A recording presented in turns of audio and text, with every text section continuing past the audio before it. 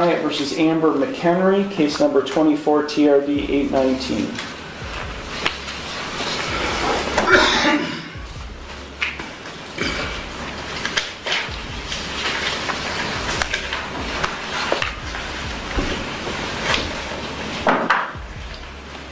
Ma'am.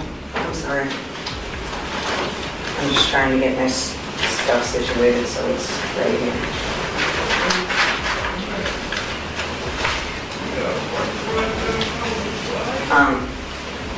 Take a seat I have a in question. this blue chair. Do I have the Sit down. Do I have the same rights? You want me to hold you in contempt? Sit down in that blue chair. Do I have the Sit down. rights there? One more time. Sit down.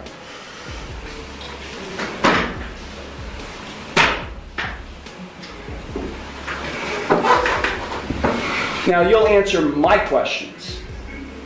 Got it? Did you understand all of the rights and plea options that I explained to you? No, I do not understand. Okay. Then I will enter no plea to the charges I object. filed against you. Well, let me just explain to you. You are charged, and I do have a signature on the citation which shows you've been served. You are charged with one count of no operator's license, a minor misdemeanor subject to a maximum fine of $150 plus court costs. You also are charged with one count of expired plates, also a minor misdemeanor subject to a maximum fine of $150 in court costs. I will enter no plea to these charges against you. You already have a pending. You already have a pending. I object. What do you object, ma'am? Because I did not enter that plea. Okay, so you tell me how you would like the plea: guilty, not guilty, or no contest. First I have to correct the standing, which is I am not the ens legis non debitor. I am the authorized agent to the decedent estate. I am coming in here as the settler, and I want to settle this case. So, here we go. We have Amber McHenry, a sovereign citizen, causing some serious disruption in the courtroom. The judge tries to get her to sit down, but she's refusing to cooperate, classic move for a sovereign citizen. As the judge reads her charges for no operator's license and expired plates, she insists on representing herself as an agent of the decedent estate. What a mess. The kids in the courtroom are in for a real treat, watching this chaos unfold. I have sent in a paper that is my declaration and affidavit of what I want to do, which is to settle the case. I am willing to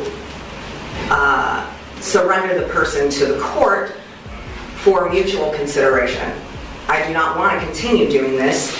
I don't have anything to do with this. That paper that I signed, which is the summons, is signed v coatis, which is void contract, and I reserved all of my rights on there.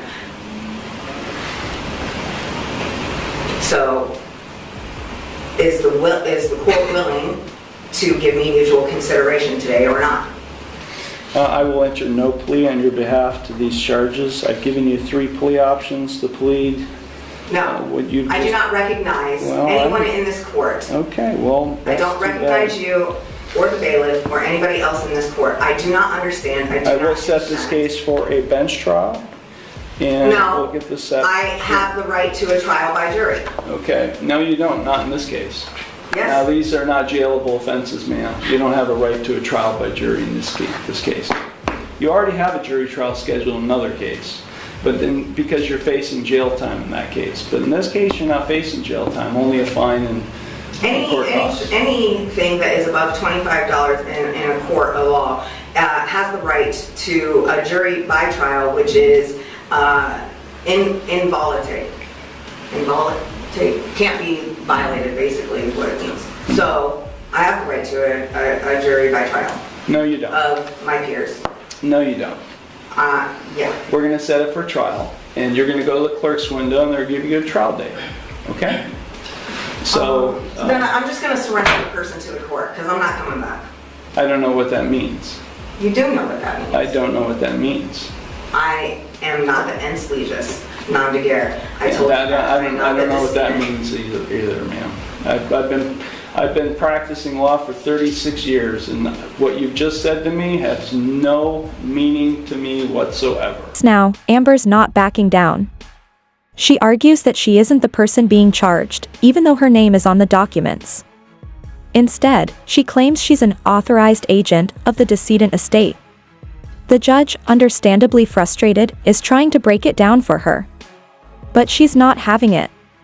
And then, of course, she submits an affidavit with her version of the truth. The tension is building, and the judge is running out of patience. Classic sovereign citizen behavior. Ma'am, if you don't leave the courtroom, and if you don't go to the clerk's window to get a trial date, I'll have you arrested and hold you in contempt of court. With what contract? There is no contract. I know there's You're looking at the contract. You're looking at the one who's going to be able to, has the authority to be able to put you in jail and I'll hold you in contempt. So let me say it one last time, because we have other cases to handle today. If you don't leave the courtroom and go to the clerk's window and get a trial date, which is what I'm scheduling in this case, I will hold you in contempt of court and I'll have you arrested. So, contempt of court for what? What contempt? For not doing what I'm telling you to do, which is to go to the clerk's window and to get a trial date. You're the trustee, and I'm the beneficiary. No, there is no trust relationship here. No, there isn't. I've drafted many trusts, and there is no trust relationship between the judge and you, the defendant. Yeah, because you are not the beneficiary, and nor am I the trustee. Yes. Yeah, that's just not how it works, man. It Not is. how it works. Go to the clerk's window now and get a trial date, or I'll have you taken into custody now. You got it?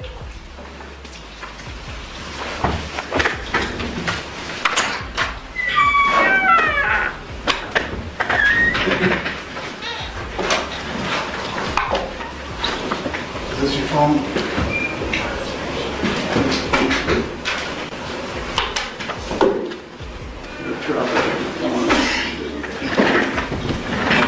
I love how the Judge's patience snaps as Amber continues to refuse to comply. The line is drawn: either you go to the clerk's window and schedule your trial, or I'll have you arrested. The tension in the room is palpable. Amber's refusal to acknowledge the court's authority only fuels the fire. The judge is about to make his move, and it's clear Amber's stubbornness is only going to make things worse for her. 448 SM, the People versus Eric Martin. Mr. Martin, can you tell me your name? How much Roman cystic if that's what you're wondering. Okay, I recognize Mr. Martin. Mr. Martin, it's my understanding that Mr. Coots, an attorney, a defense attorney, attempted to meet with you to go over your rights and that you did not want to meet with him. Is that correct, yes or no? Well, at first I did, and then I kind of changed my mind. I'm still, in the sense of not giving you guys the fraudulent presumption that you got jurisdiction over me when you So no. and it get kind of French too, because I'm going to mute you so I can tell you your rights, Mr. Martin. I need you to listen. So here are your rights. You've been brought to court on an allegation of a bond violation. Specifically, you currently have a domestic violence case pending at this court in front of Judge Slavin, and on that case, the complainant is Kirk Martin. There was a no contact provision, and that was one of the conditions of bond, and there is an allegation that on December 14th, so just this weekend, that someone called from the residence of Kirk Martin and indicated you were in the home, and the officers alleged that you were, that they checked and that you had bond conditions out of this court saying you weren't to be near him, and that you were taken into custody for violating your bond conditions of no contact with Kirk Martin. These are allegations at this time, but they're serious allegations in violation and no contact provision. So do you want me to enter a plea, or do you just want to ramble about jurisdiction? I'm going to ask you to unmute so you can answer my question. Officer Ziegler, I'm sorry, can you unmute?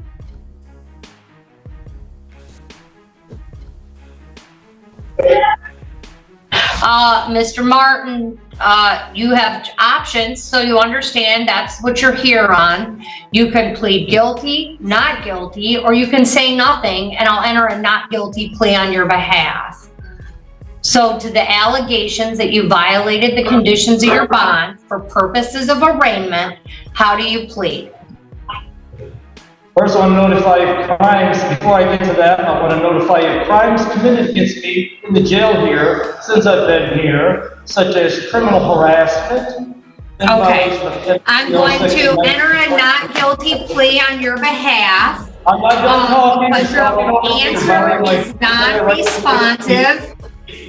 Violating my First Amendment right, freedom of speech. And this whole bond order condition, it violates my due process right to be free at my house, which is based on an unsupported lying allegation by my brother. Therefore, this is all violation of my due process rights. The bond order should have never been done. This is all unconstitutional. The case should be dismissed, and I demand to be dismissed. Now, we shift gears to Eric Martin, another well-known sovereign citizen. This guy has a long history of defying court orders, and it's no surprise that he's back in court. He violated his bond conditions in a domestic violence case, showing once again that his disregard for legal authority hasn't changed. The judge doesn't waste time, setting the stage for another confrontation. We're in for another bumpy ride. Okay, well, this is in accordance with the Constitution, and okay. And deprive you of the liberty and right to be home because of an unsupported lying allegation. I'm telling you right now, he told a lie. And I told the prosecutor my brother assaulted me in actuality. First and foremost, he assaulted me. But I had no evidence of it. I don't have him on video evidence. He doesn't have me on video evidence assaulting him. So we have my brother saying this, me saying this. We don't know what happened in reality. So the dumb cop should never arrest me. Prosecutors should not be moving forward on this. They're moving forward with it. It's already a malicious prosecution on the prosecutor's part. There's no probable cause because there's no evidence here. Bottom line, we don't know what happened. This is violating my due process rights. I'm being deprived of my freedom to be at the house I've been living at for 32 years. The bond order was legally should have never been ordered because it's based on, once again, an unsupported lying allegation that has no video evidence, no real evidence to support it. The bond order must be dismissed. I'm supposed to be allowed to go back home and have a right to be. Doesn't matter how many lies are told. Let me tell you your bond conditions, Mr. Martin. You're to appear in court as directed. All right, I'll mute you and read them. Whether you like them or not, these are your conditions, sir. So I'll just read them into the record and you can choose to listen or not listen. You're to appear in court as directed. You're not to leave the state without permission of the court. You're not to commit any new crimes while released. You're to immediately notify the court of change of address or phone number. Whether you like it or not, you're not to have any contact with Kirk Martin or the residence where he resides and where this original allegation occurred, which is 9074 Clippert in the city of Taylor. Sir, you cannot purchase or consume alcohol or illegal drugs. You can't possess or have access to firearms. And you have a $2,000 cash bond. I've noted on the file that you're entitled to this hearing forthwith, so the clerks will give you a date forthwith. And we're all set. Thank you. The final round. The judge lays down Martin's bond conditions, making it clear that he's not getting any special treatment.